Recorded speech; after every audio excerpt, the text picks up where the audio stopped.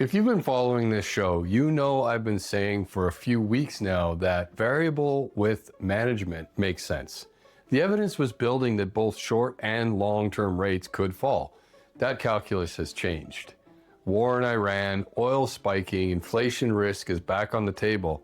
Today I'm going to explain what's shifted, why the call is different now, and what I think you should do about it. If you're new here, I'm Greg Williamson. I've been in the mortgage business for over 30 years and a co-founder of Inspired Mortgage. This channel exists because I believe mortgages should be managed, not guessed.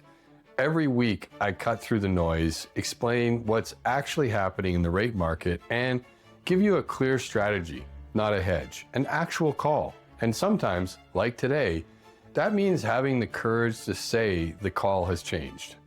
In episodes 3 and 4, I laid out the case for variable.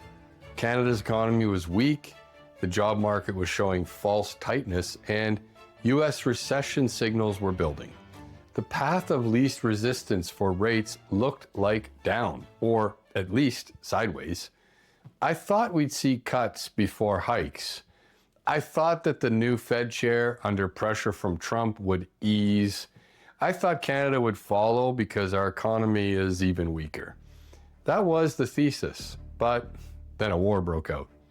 War has injected uncertainty that nobody can predict.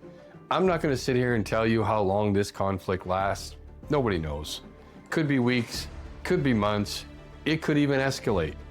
What I do know is that oil is spiking, and when oil spikes, inflation follows. If inflation comes roaring back, even temporarily, the Bank of Canada is under pressure. They may not want to hike because they know the job market is fragile, but they may have no choice. And here's the thing that's really got my attention. Yields are going up during this crisis, not down.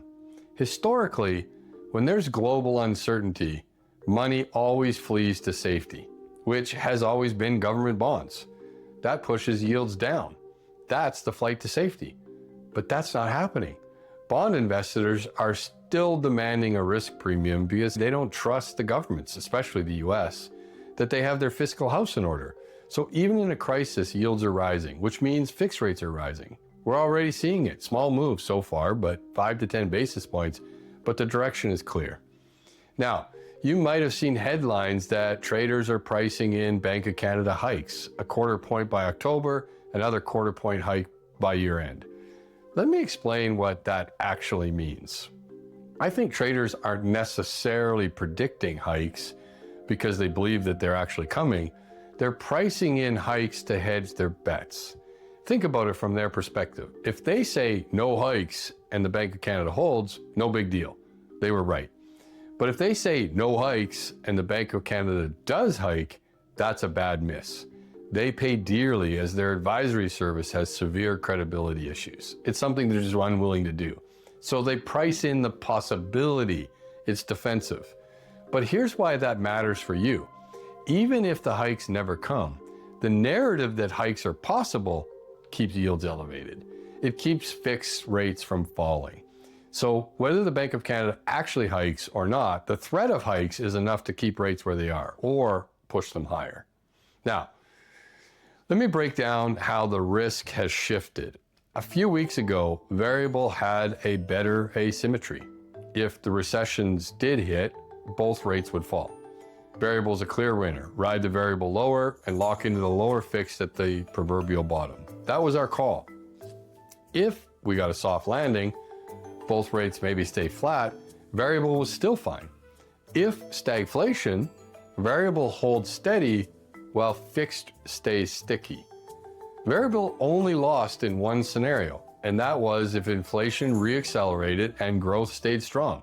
That seemed like the least likely outcome. And frankly, the underlying plumbing today still has that possibility. We're just now dealing with a war that seems to have very bad timing.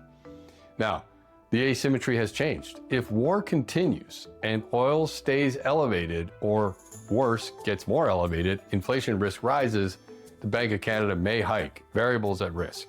If the war ends quickly and oil settles, fixed rates stabilize or drift back down, if you locked into fixed with us, our penalty protection program lets you relock lower.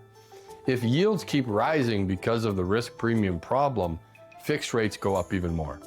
And you're glad that you locked when you did. Variable only wins now if the Bank of Canada stays frozen and the war ends quickly and inflation stays contained. That's a lot of ands. And the spread between fixed and variable right now, it's only about a quarter point. The spreads are compressing. That's not much cushion for the risk that you would be taking.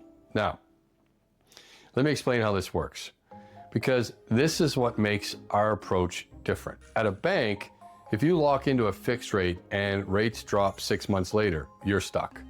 They'll quote you a penalty of $10,000, $15,000, sometimes $20,000 to break that mortgage.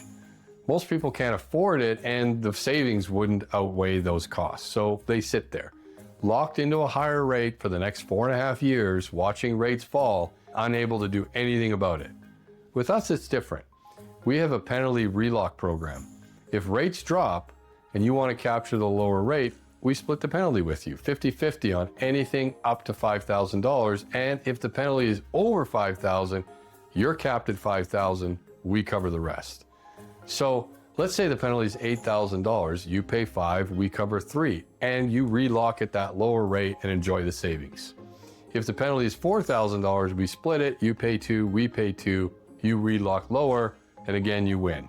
And when penalties are small enough, we can often blend it right into your new mortgage without a full refinance, which keeps you at insured rates. That's also great. That's the escape hatch for where we are right now.